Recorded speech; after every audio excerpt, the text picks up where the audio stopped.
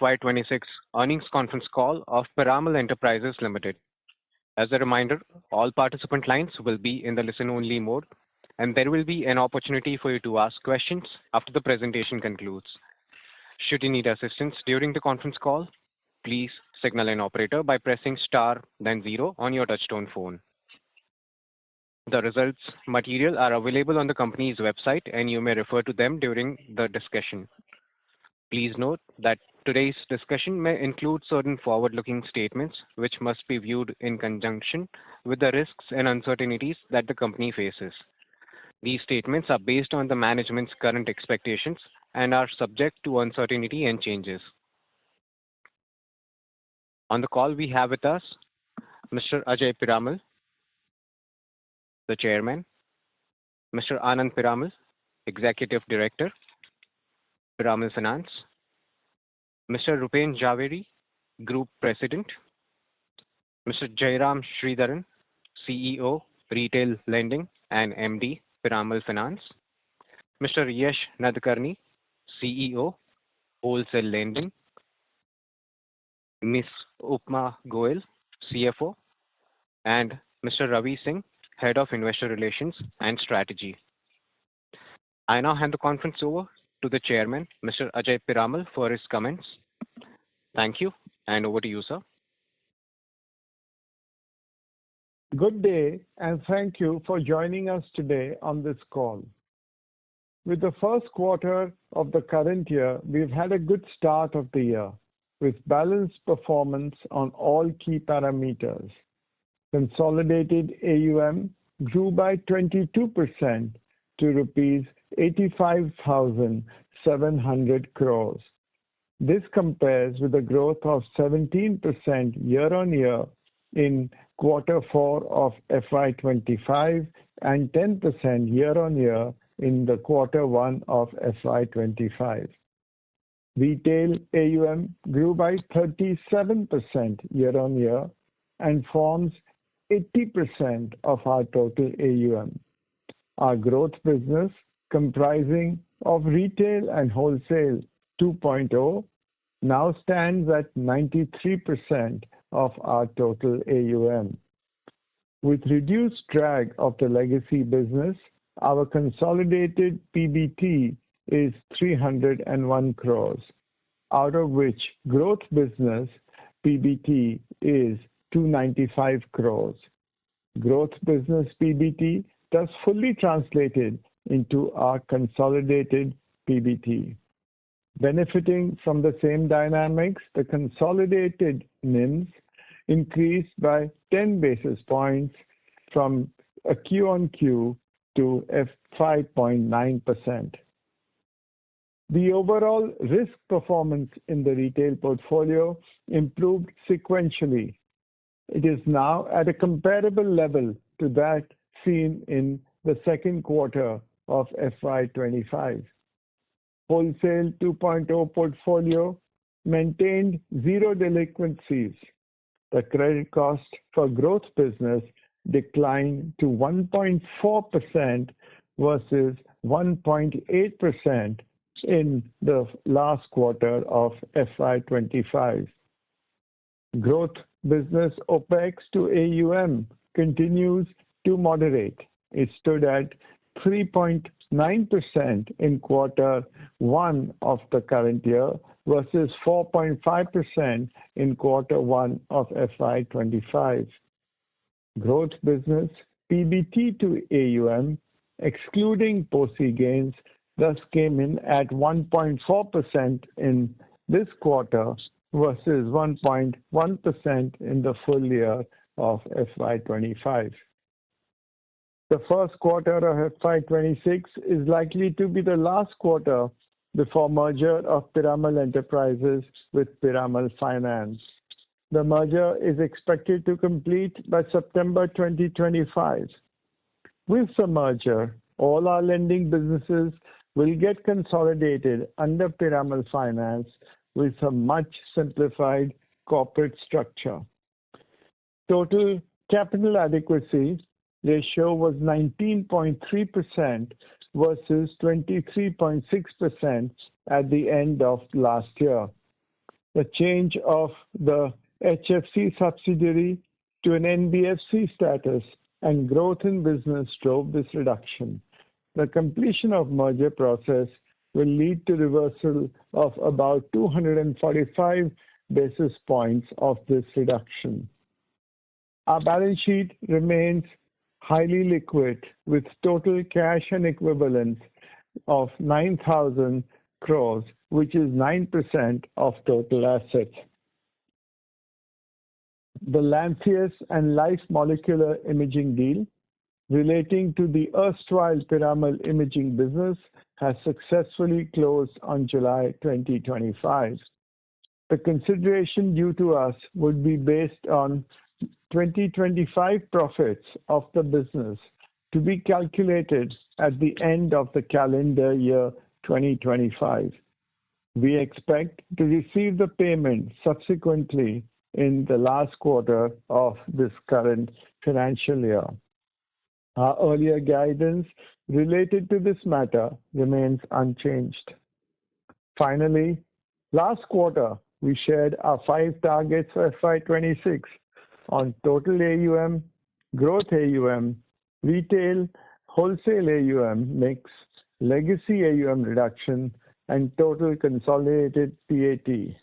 With Q1 FY26 numbers, we are on track to meet all these targets. I now hand you over to Jairam, Yash, and Upma to share more details on our first quarter FY26 performance. Thank you, sir. Ladies and gentlemen, I'm going to take you through the story and what we have seen in the first quarter in retail lending. We have had a very strong start of the year for our business. We do expect usually a little bit of seasonal weakness in the first quarter. However, we were able to sustain AUM growth at 37% year on year for June ending quarter versus the 35% for the quarter ended March 25. From a disbursement standpoint, in the first quarter of this year, disbursements were at 8,718 crores, up 28% year on year. In our flagship mortgage business, which comprises the affordable housing loans and loan against property, growth was 38% year on year to 47,101 crores. Mortgages now account for 55% of the total AUM of the company and 68% of retail AUM. Now, the market itself, as we all know, is growing sub 10%. I want to address the question of what are the key drivers behind our strong AUM growth at scale in such a market. We believe there are 3 reasons why our AUM growth continues to be strong. Number 1, segment clarity. Our focus has been always on middle tier Bharat markets, and this has helped us buck overall market average trend, where there have been some challenges both at the top end and at the bottom end, but the middle end has done well. So that segment clarity has helped. Number 2, a multi-product strategy. As we have seen over the last 2 years, diversified NBFCs have delivered consistently stronger growth than monolines, and this choice and strategy for us has again helped. Number 3, high tech plus high touch. Our business choice on this front, we have invested a lot in our branch network. That branch network is now rapidly maturing, and that helps us from a productivity standpoint. And parallelly, we have also invested in technology and AI/ML capabilities that are allowing rapid scaling of what is fundamentally a high-touch business. So those are the 3 reasons we believe our AUM growth continues to be robust in an otherwise weak market. Moving on to the credit risk performance, key risk metrics such as credit costs, slippages, delinquencies broadly improved on a sequential basis. As you can see on slide 21, 90 plus days past due in retail was at 0.8% in the very narrow range that we have consistently maintained over the last 3 years. Risk in this quarter was seen at levels comparable to the second quarter of last year. Secured lending products basically had a very stable quarter on most risk metrics. There was some improvement seen at an overall level in unsecured business, on a sequential basis, Q1 compared to Q4. However, it was not for all businesses within unsecured. Salaried businesses in unsecured saw a very strong Q1, reduction in all risk metrics.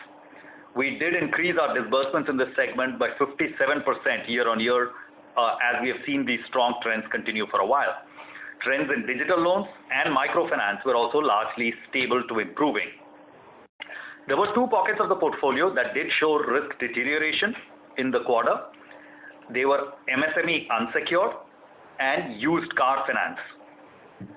MSME unsecured is 6% of total AUM. The portfolio which we sourced open market did deteriorate in Q1 compared to Q4. In Q4, we had seen an improvement in the segment, but in Q1, we saw a deterioration again. If you see our risk chart, the long-term trajectory that we show, you will see fairly flat behavior of delinquencies in MSME unsecured. That is mostly because cross-sell business has actually done well, even though open market sourcing business has deteriorated during the course of the quarter.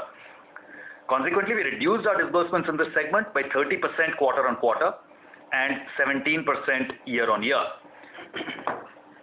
In this segment, we track around 30 industry sectors from a risk standpoint. All MSME businesses, our exposure is looked at on these 30 industry sectors. We have seen fresh origination credit risk deteriorate in 23 of the 30 sectors.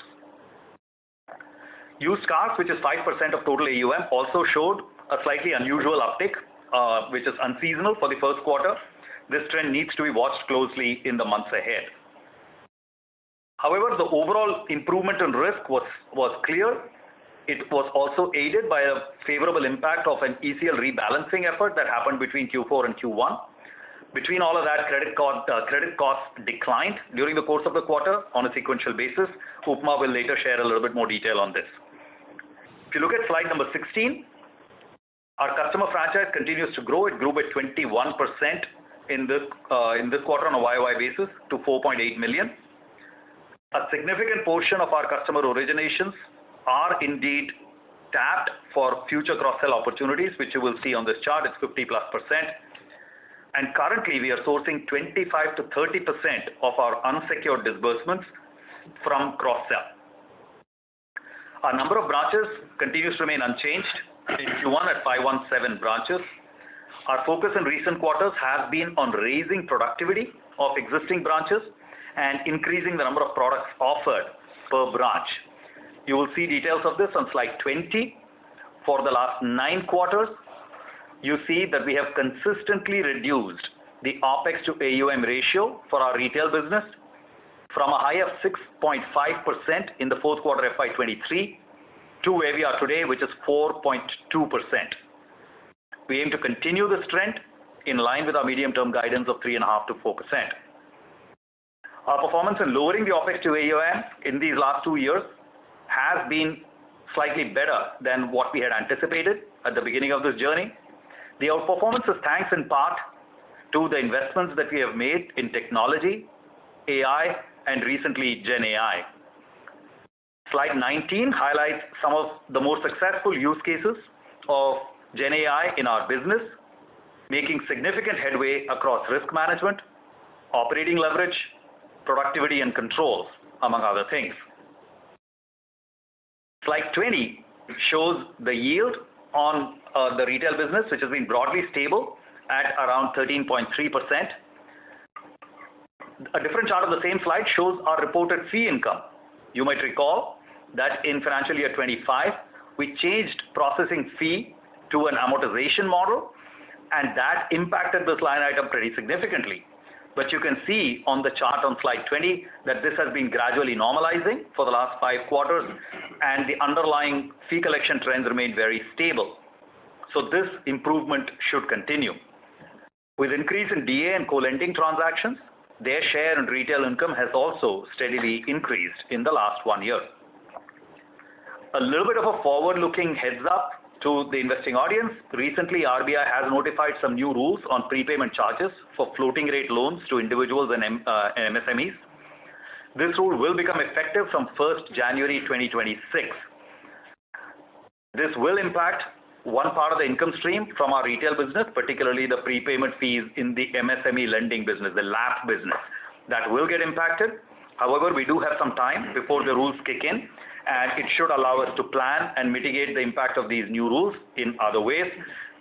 So we are not changing anything from a guidance perspective that we have shared before. Overall, we remain confident about the continued steady scale-up of our multi-product retail lending business with consistent improvement in operating leverage and stable asset quality through the cycle. With this, I hand over the call to my colleague Yash. Thanks a lot, Jairam, and good evening, everyone. On the wholesale lending side, in the first quarter of FY26, our AUM for the new business or 2.0 version of our business grew by 14% quarter on quarter to rupees 10,425 crore. We disbursed rupees 2,302 crore during the quarter across real estate and CMML segments. This was an increase of 35% quarter on quarter in disbursements. Origination per loan was rupees 60 crore during the quarter, while disbursed amount per loan was about 30 crore. The portfolio has an average ticket size now of 74 crore, which is in line with the previous few quarters, and the effective interest rate stands at 14.5%, featuring a well-balanced asset duration and diversification. We continue to see strong tailwinds across real estate and CMML segments, and will continue therefore to grow this book in a calibrated manner and a granular manner through FY26. Repayments were almost 43% of disbursements during quarter one. They continue to remain significant at significant rate, signifying better than expected performance of the book, which continues to benefit from strong sectoral performance and quality partner and asset selection. Since the inception of the new wholesale lending business, we have not experienced any delinquency in the portfolio. I just finish with this and hand it over to Upma for her session.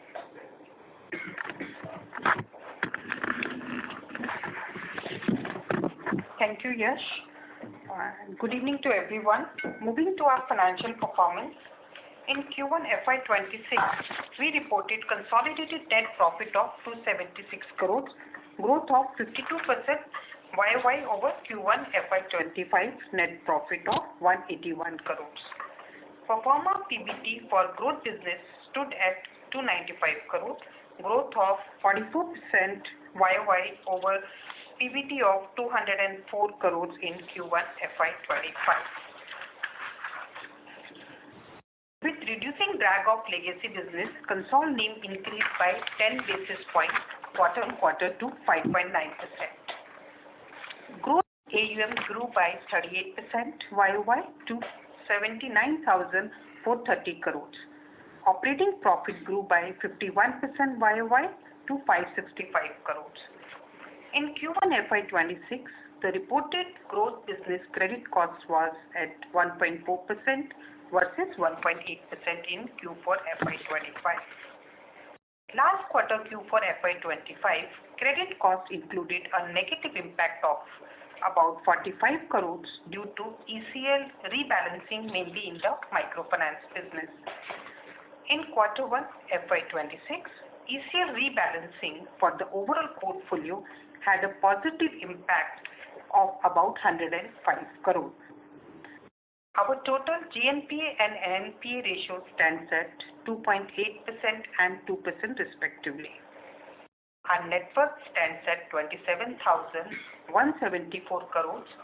Capital adequacy is at 19.3% on consolidated balance sheet basis versus 23.6% at the end of March 25. With completion of PFL merger, we expect reversal of approximately 245 basis points from this reduction in the capital adequacy. In Q1 FY26, our cost of borrowings reduced marginally to 9.1%.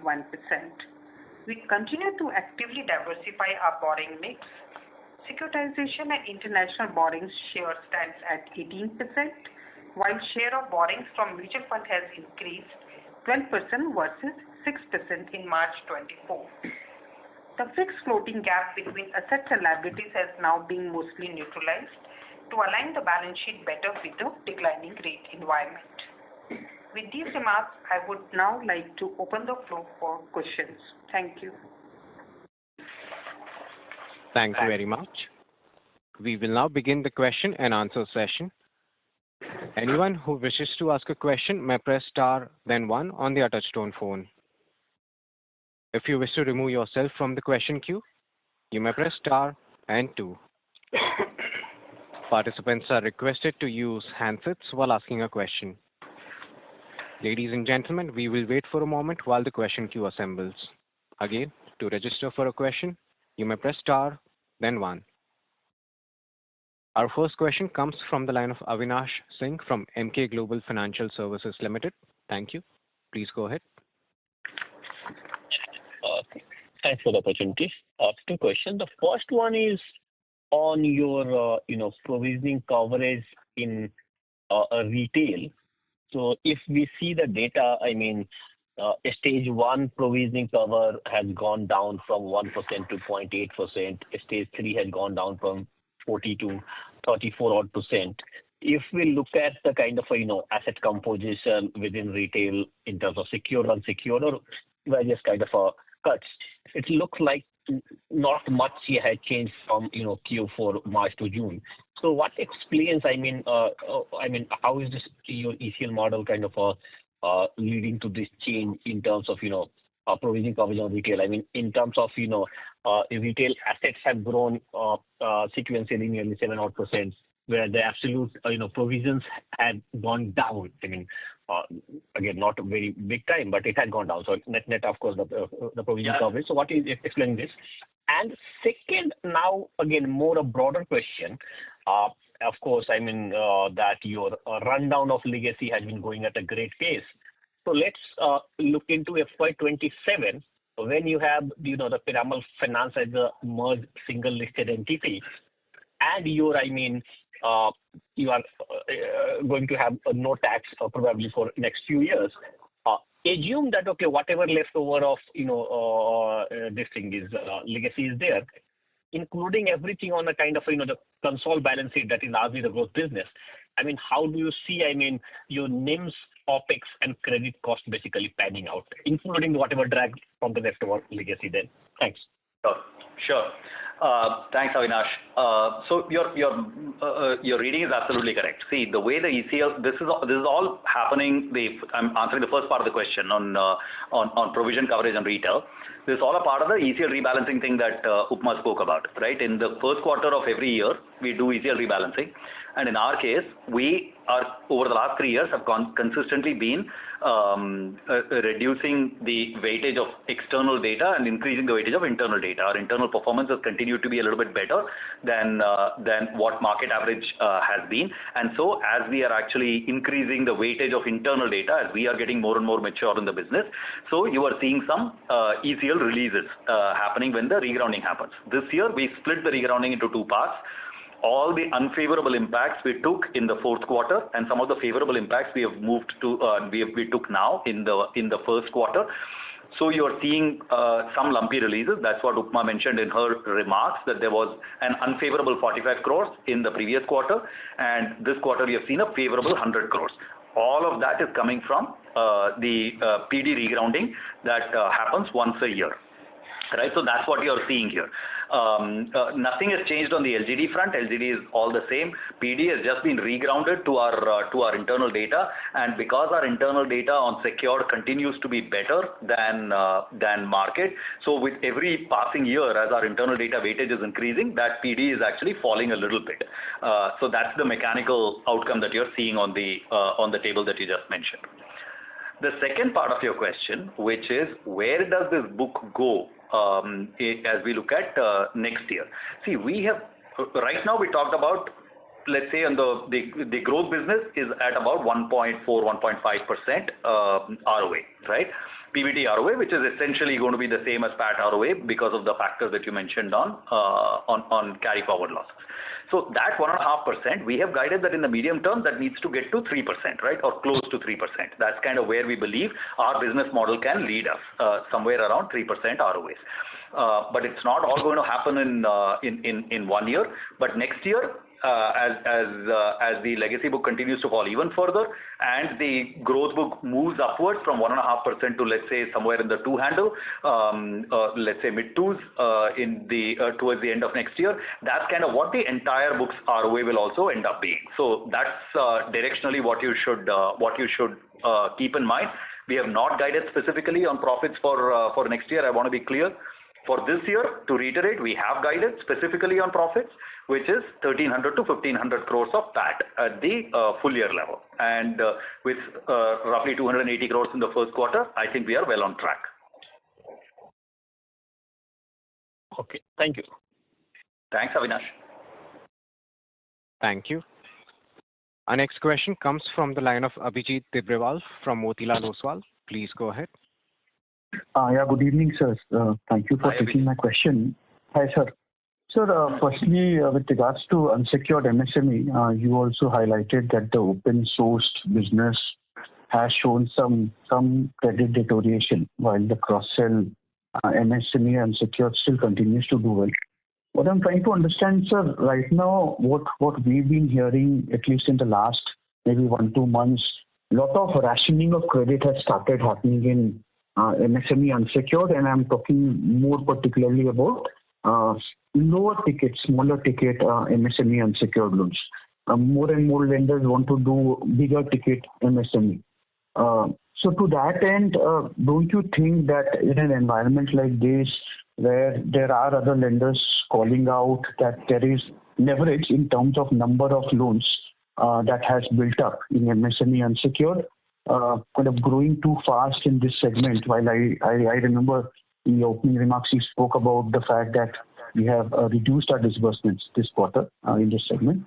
Don't you think growing too fast will kind of maybe lead to some accidents given how things are? Yeah, absolutely. That point is correct. See, and right now it's MSME. In our business, you have to look at things every quarter, every month, figure out which business is or which segment is actually going through some challenges. And wherever you see some challenges, you have to put the brakes on. Where you see opportunities, you got to accelerate. So this business is an kind of always optimizing sort of business. You can't have a one-off strategy and just fill it, shut it, forget it. You can never do that in this business. Right now, MSME unsecured is the area. If you look at our charts on page 14, slide 14, you will see what we have done to disbursements and what has happened to disbursements in MSME unsecured over the last 3 quarters at Piramal. From a level of 1,200 crores of disbursements a quarter, we are now down to 700 crores. So we've been bringing down disbursements for 3 quarters now. Let's see how this how this develops. But these things, Abhijit, you and I have spoken about this in the past. ये तार देके नहीं आता है. एक बार आपको पहले predict करना पड़ता है कि रिस्क कहाँ बढ़ने वाली है. तो हमने 3 क्वार्टर पहले काटा business, as you can see on page 14. And now we are seeing some of the risk at the overall level. So actions have to predate the risk outcomes. So we have taken action 3 quarters ago. At some point of time you will see us increase the volumes here for the exact same reason that we are seeing something in the early data which is making us feel comfortable. And when we do see that, you will see us accelerate as well. Constantly we will do that in every business as you have seen us do over the last 3 years, and this is something you'll continue to see us do. Got it, sir. Sir, I mean, this is a related question here. This quarter, a lot of NBFCs have already reported. We are seeing some weakness in credit across most product segments, even in secured product segments, right? So just trying to understand, in your assessment, how's the environment like? Because I must give credit where it's due. At least from your results, right, doesn't look like this quarter there was any credit risk really building up. So we've done well both on growth as well as risk. So in your assessment, how's the environment looking?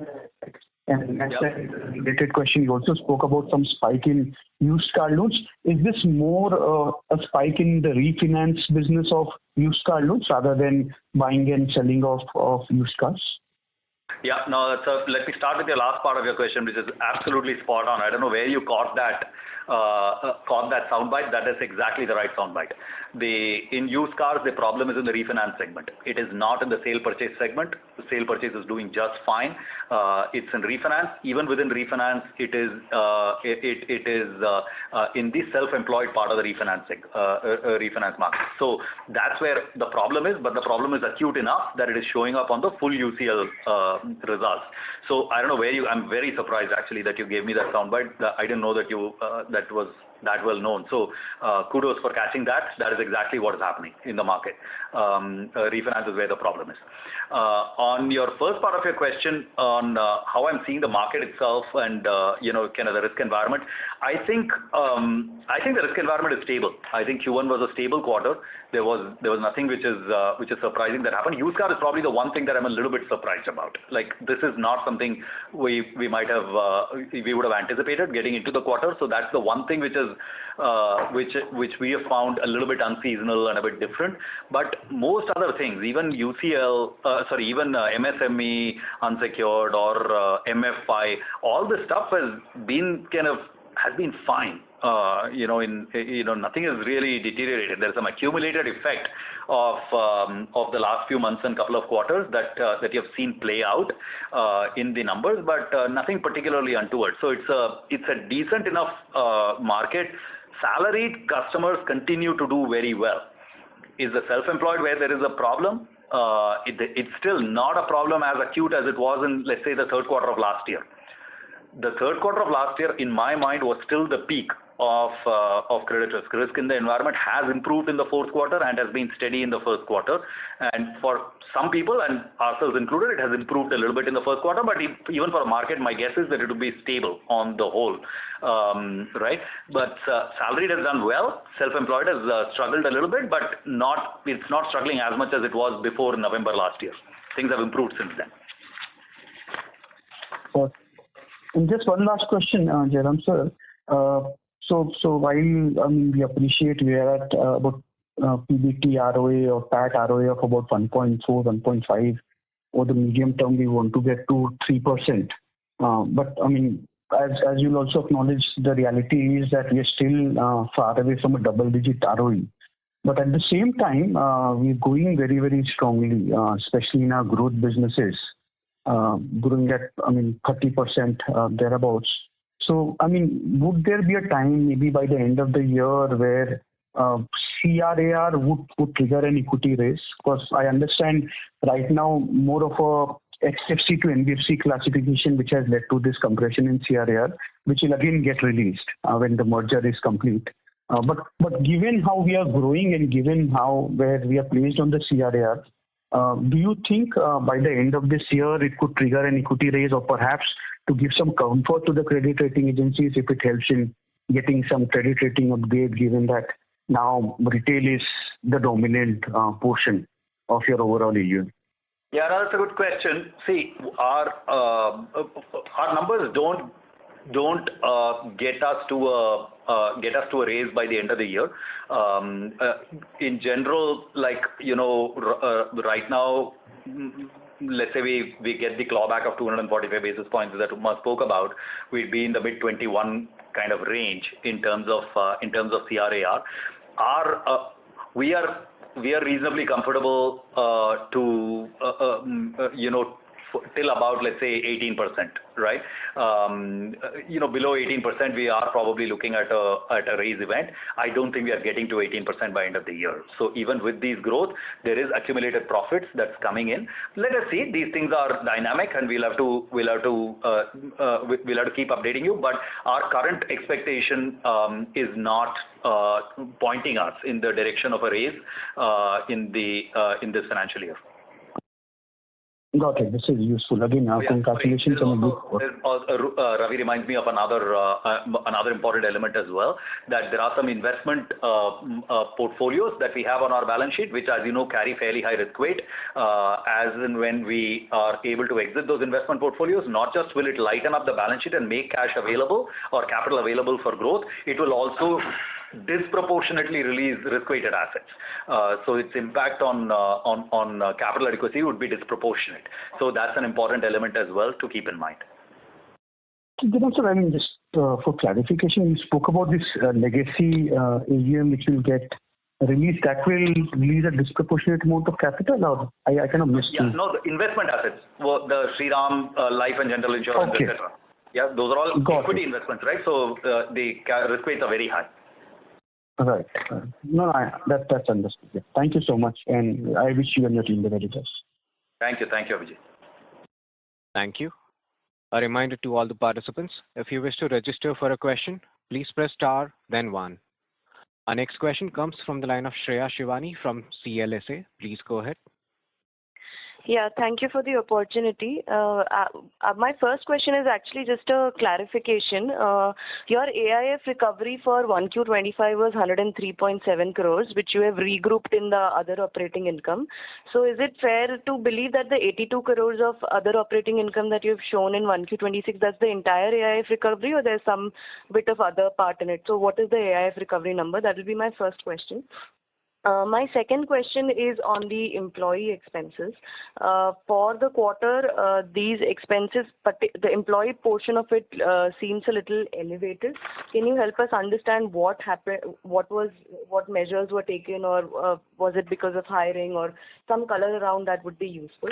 And my third question again is around expenses itself. But if I look into your pro forma, P&L for the three segments, you have about 30 crore of expense coming from the legacy book and from the alternates book, right? I want to understand what are those expenses towards, and as and when that book reduces, how much of that is variable or something that eventually your growth book will have to absorb. So just trying to understand. It's not a big number, I understand, but yeah, just trying to understand it. Yep. Okay. So there are three parts to your question. Your first question, which is on AIF recoveries. AIF recoveries in the first quarter are zero.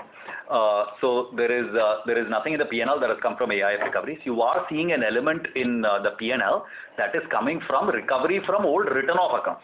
So in the same wholesale book, not in the AIF book, but in the loans part of the book, there were some assets which we had taken 100% provision on in the past, and which we had written off as well, prudentially written off. We did see some recoveries coming from there. Those are the items that you're seeing in the P&L. AIF recoveries we have not seen. There are some lumpy assets. There are only 4 assets left in our AIF book. We did not see any recoveries from them in the first quarter. So what you're seeing is the recovery from write-off. Your second question was on staff costs. Nothing has changed in staff costs. Basically, we had some hiring, as you might recall, that we started a new business on Micro Lab in the latter half of last financial year.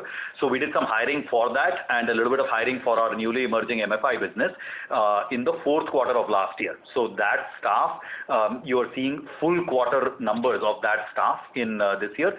All our other businesses have seen no hiring in the last multiple quarters, and we have not opened any branches in the last few quarters. So what you're seeing is basically the impact of a little bit of hiring that we did for these two businesses, Microfinance and Micro Lab, that we did and completed in the fourth quarter of the last financial year.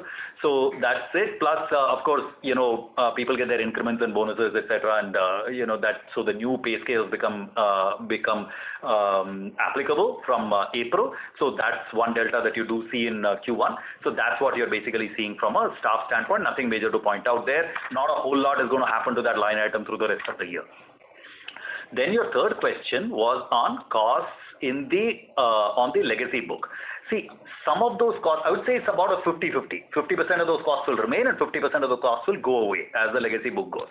The part that will remain is the part where our team, our staff are engaging with these clients, and those people, we will naturally absorb them in other parts of our business. So that part of the costs will remain. However, there are also going to be a lot of legal costs and some of these recovery procedure costs, etc., that are also part of that, which will obviously not apply when that book goes away. So you should assume that about 50% of those costs will remain and 50% will go. Got it. That is very useful. And just one more clarification that I wanted was on the completion of the merger. The expectation is about September, October.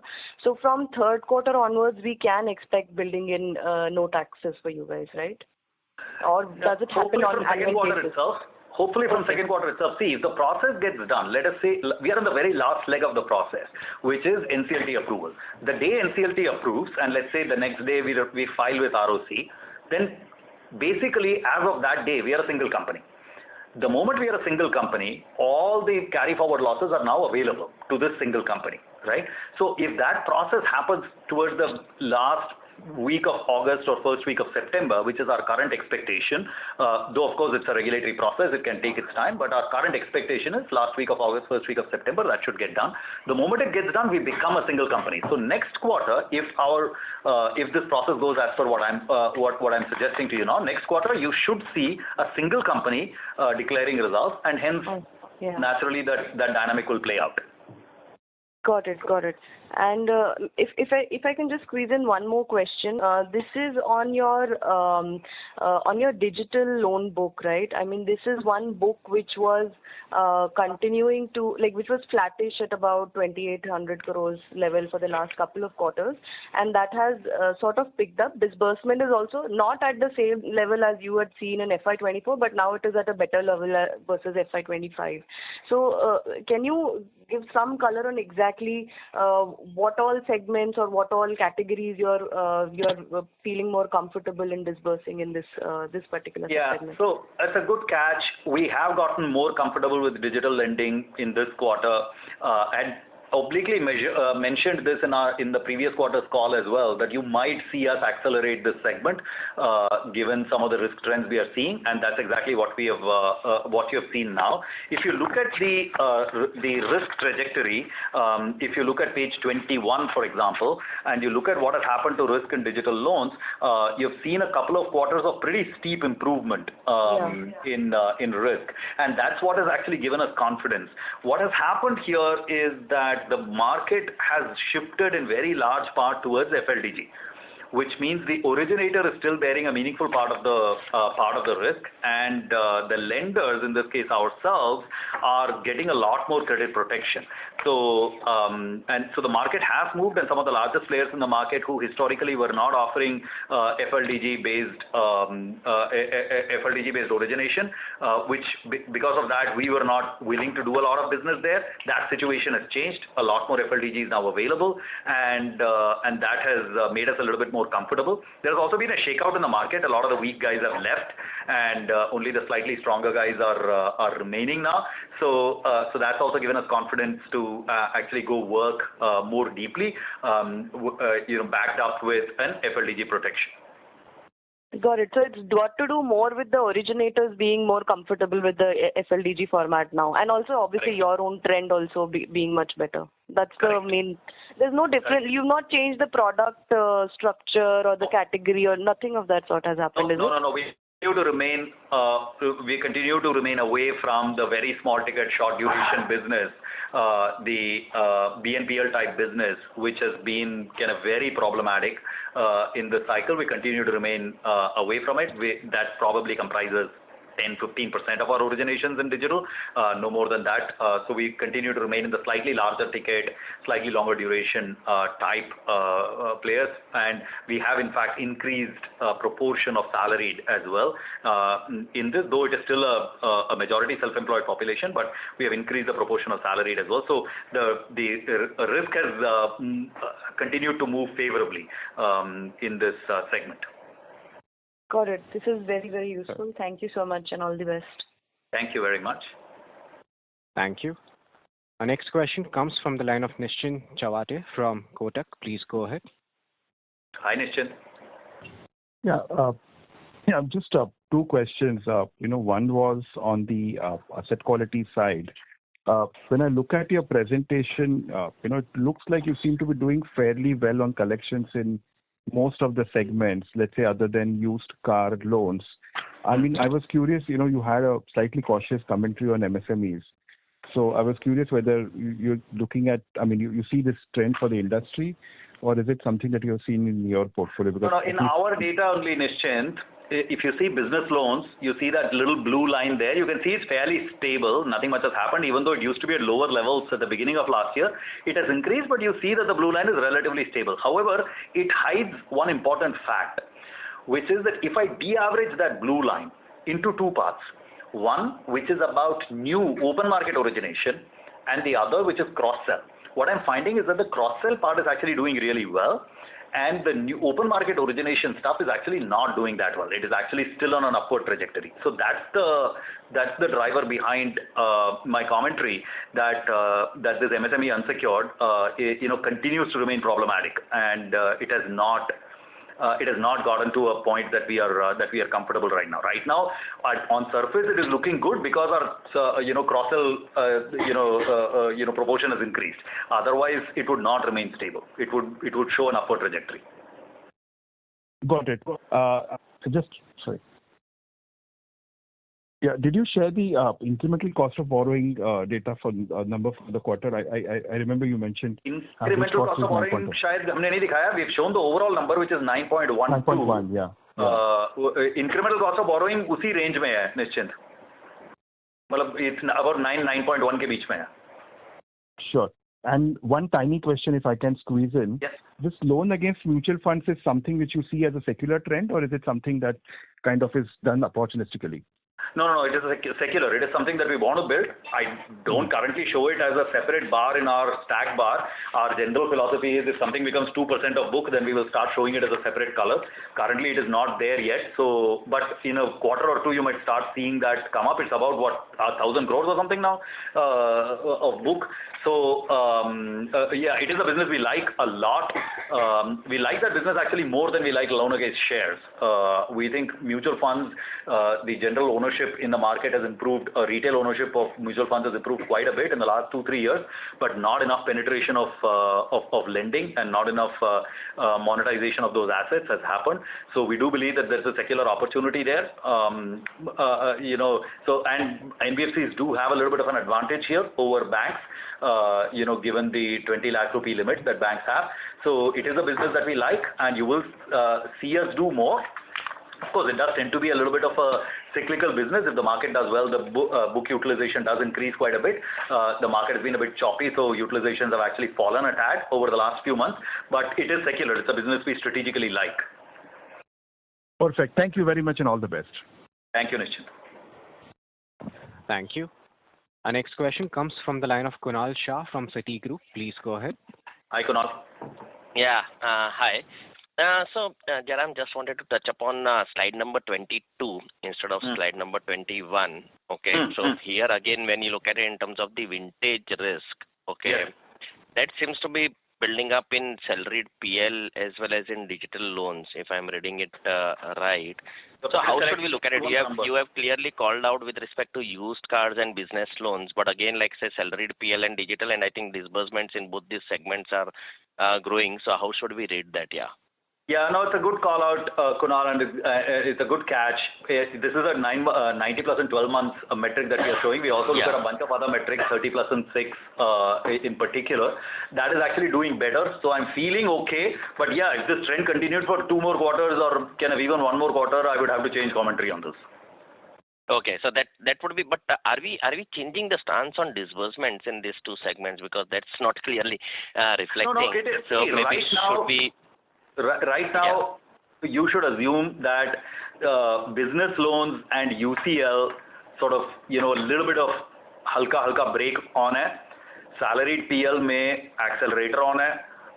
Housing or LAP में accelerator on hai. Digital loan थोड़ा neutral पे चल रहा है. That's the way you should think about it.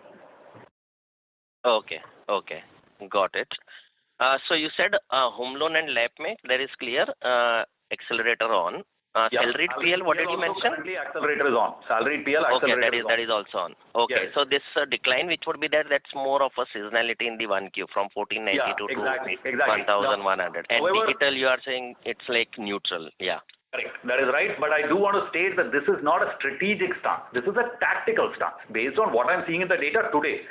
If tomorrow or next month, if the data is a little bit different, I might change my stance completely, right? So we are very flexible about this. We don't have big kind of strategic view of कि ये business इतना होना चाहिए, वो business इतना होना चाहिए. वो तो data देख के हम will keep changing our mind. Okay, and as you mentioned on MSME as well as say self-employed, you said like that is also struggling a little bit. That's more on the unsecured part. But on secured, would you be worried about, and within LAP, if you can highlight maybe in terms of how the maybe the self-employed proportion would be, and would at any point in time we could see some risk building up out there? See, LAP, almost 90% is self-employed. So it is a predominantly self-employed business. The small ticket LAP is struggling. So smaller you go on ticket, the more the struggle is.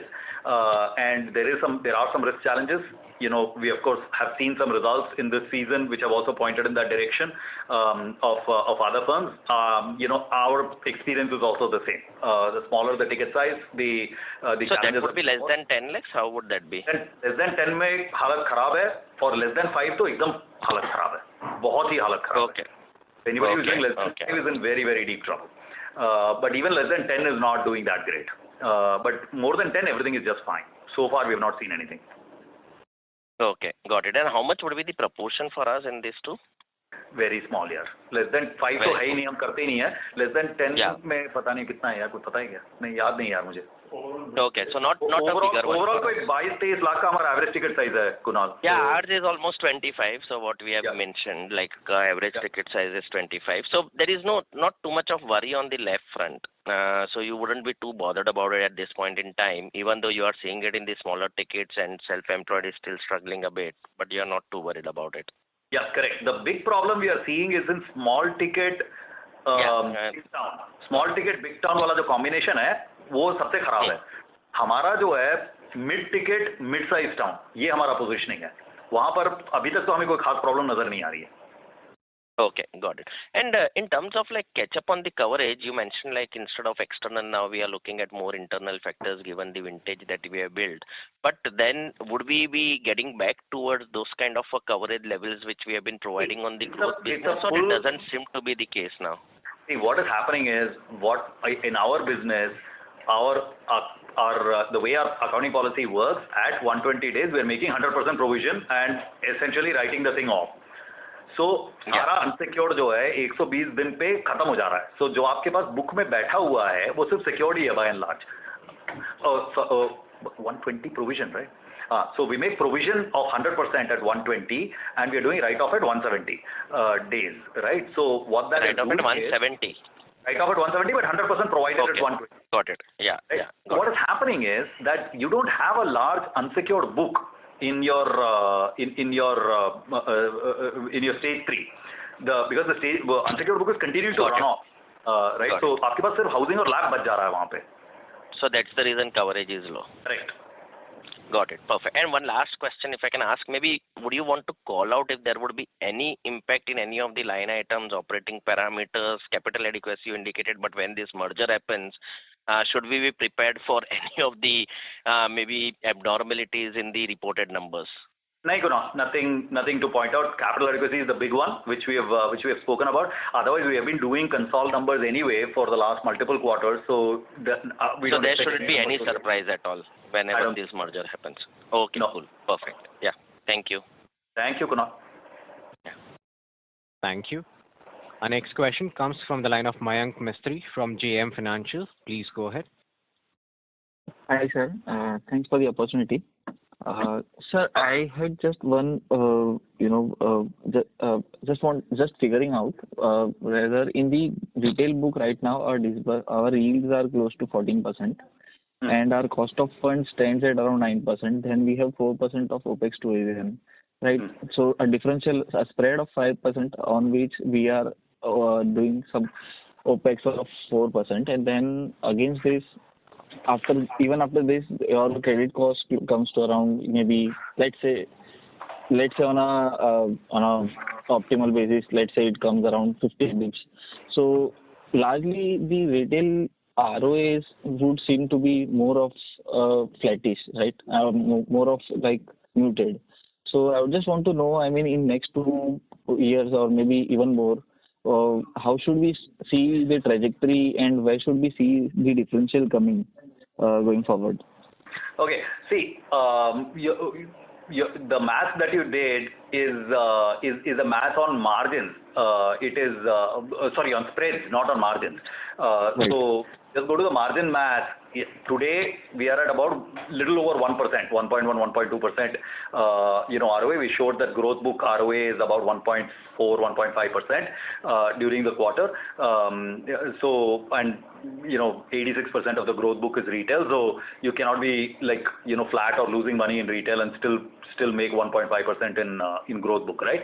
So अपना retail में let's call it 1.25% का मोटा मोटी ROA आज की तारीख में बन रहा है, and that will continue to move upwards based on 2 or 3 parameters. Number one, OPEX, where there is about a 50 basis point play between where we are and where we have guided, and the fee thing, which we have indicated on slide 20. If you have seen, we have shown how the amortization fee impact, the back book kind of coming in. It has already caught up a lot. There is another 30 odd basis points to come from there. So between that and cost, which are fairly kind of certain outcomes, you're already looking at kind of anywhere from 60 to 80 basis points of delta between these two items. So that is the kind of ROA expansion that is in the bag in some sense. Apart from that, we have to work on kind of margin by essentially finding the right time to accelerate on unsecured and hopefully get a little bit of benefit on cost of funds, etc. Those will provide the other impetuses. Overall, in a world in which growth book is 100% of our business, 80 to 85% of the growth book is retail, and another kind of 15 to 20% is wholesale, split, let's say, kind of 1:3 between CMML and real estate. That's the portfolio we're trying to build, and that portfolio with kind of somewhere in the 275 to 3 kind of ROA is something we can realistically achieve over the next couple of years. Okay, so largely the current mix, it's 110 bips easy increment in ROAs, and rest is dependent on the mix. Okay, sir, and only on the cost of fund side, I mean, our cost of funds have remained, incremental cost of funds you said is in the same range. So any trajectory on when should we see you'll see some improvement in the second quarter. We have seen some improvement, but towards the very end of the first quarter, so it actually didn't show up much on the on the quarterly numbers. There was also a little bit of like there was some favorable spillovers in the last quarter in terms of baseline interest costs, favorable spillovers which have made last quarter look kind of unrealistically kind of slight bit lower than what it otherwise would have. But anyway, the point is that there has been, if I look at on a purely economic basis, if I look at Q1 versus Q4, we have seen a benefit of about 7 basis points. You see only 1 basis point on this because there are some one-offs, as I said, in the favorable one-offs in the last quarter. But anyway, even 7 basis points is not that much. You will see a little bit more in the second quarter because all the reductions that have happened in Q1, you will see the full benefit of that in Q2, and hopefully you will see more banks reducing MCLRs. See, till banks start cutting MCLRs, you're not going to see that much benefit in our numbers. But now banks are starting to cut, so you will start seeing that more in Q2. Got it, sir. Okay. Thanks a lot, sir, and all the best for the coming quarters. Hey, sorry. I do want to take 15 seconds to go back to Kunal's question on merger and whether there is anything to be expected. Of course, we spoke about the capital adequacy thing, but there is also Kunal and others. We should expect one-time costs of mergers that will happen. Merger is a big process. It's a big corporate action. So there's a lot of like legal costs and a bunch of these other costs, stamp duty and some of the stuff that will come up. All of that we will of course disclose that separately in the second quarter. It's a material one-time event, though nothing so huge. You shouldn't get worried about it. But it'll be something. It'll be like some 2-digit crore number, not a 3-digit crore number, but it will be meaningful. It will be noticeable. Part of that full year guidance. Yeah, and it is fully incorporated in our full year guidance of 1300 to 1500, so you shouldn't have to worry about that. Sorry, let's go back to the question queue. Thank you. Ladies and gentlemen, in order to ensure that the management is able to address questions from all the participants in the conference, please restrict your questions to one per participant each. If you have follow-up questions, please rejoin the queue. Our next question comes from the line of Shubhranshu Mishra from Phillip Capital. Please go ahead. Hi, Jairam. So the first question is around the FLDG that you just mentioned. The sizable listed fintech mentioned that they are going off FLDG with their lending partners, while we are saying the opposite, that we are doing more of FLDG with our fintech partners. What is the divergence here between these two stances? Second is that another large player of ours mentioned about stress in MSME, especially in unsecured business loans. So what are we seeing in the unsecured part of the business loans, especially ticket sizes less than 10 lakhs, and when do we see them resolving? Thanks. Okay. On your first part of your question, see, different companies will have different strategies.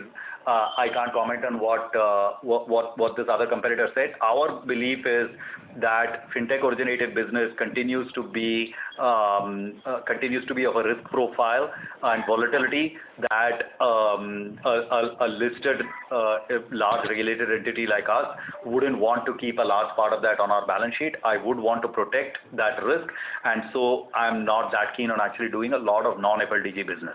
Others might have a different viewpoint, and that's fine, but our strategy is a more FLDG driven strategy, and it's not like we don't do non-FLDG business,